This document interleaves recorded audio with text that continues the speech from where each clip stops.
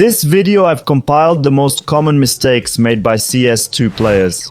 No need to rush and quickly save on eco rounds, as the longer you survive, the more utility your opponents waste, hurting their economy. At best, you might even get a kill and win the round with the dropped gun. Holding an angle out in the open is a mistake. You can easily get flashed even by opponents who don't know any lineups. They can still blind you. It's better to hold from a close position. Many buy a second armor on CT side even when they know the Ts will have AKs. There's no point, as the AK one-shots headshots regardless of armor level.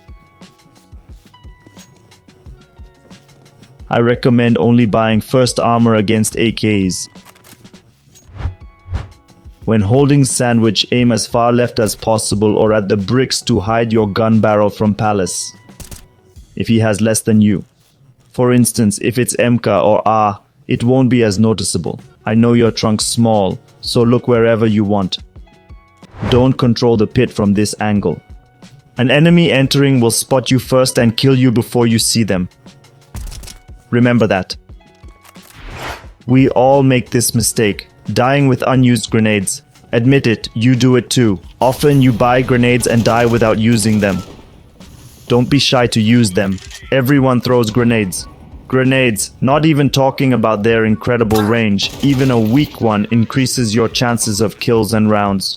Don't choose grenades in front of an enemy. I'm talking about moments when you know an enemy is around the corner and you want to throw something like a smoke or flash.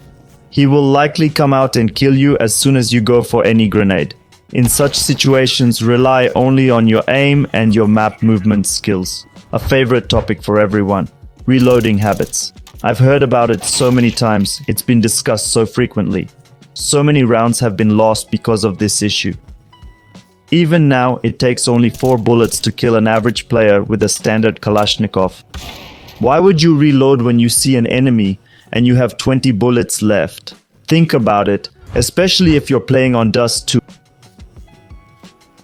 Recognize situations when you need to rush to the ramp.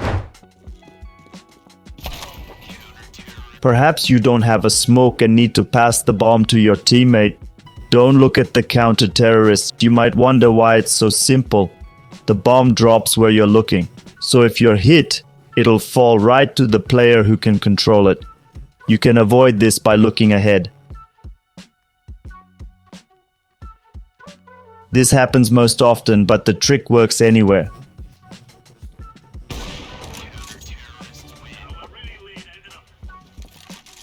Your weapon's visible around corners, so approach enemies carefully.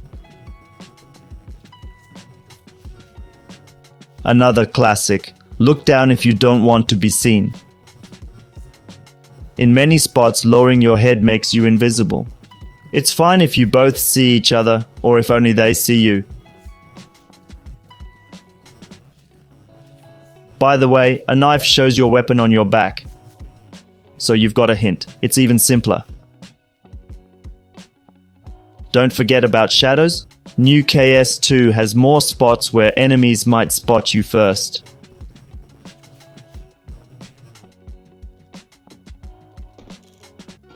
To do this, you need to exit competently, considering all the nuances, even things like shadows. Study the spray patterns. If you've played this game for many hours, you can't just close a certain point by swiping or throwing a flashbang, which will give you a big advantage in a shootout. Take a couple minutes to do it. Even a memorized flash can greatly increase your win rate. Molotovs or smokes aren't some impenetrable barrier. Throwing them doesn't mean you can do anything. It's wrong and can ruin the round.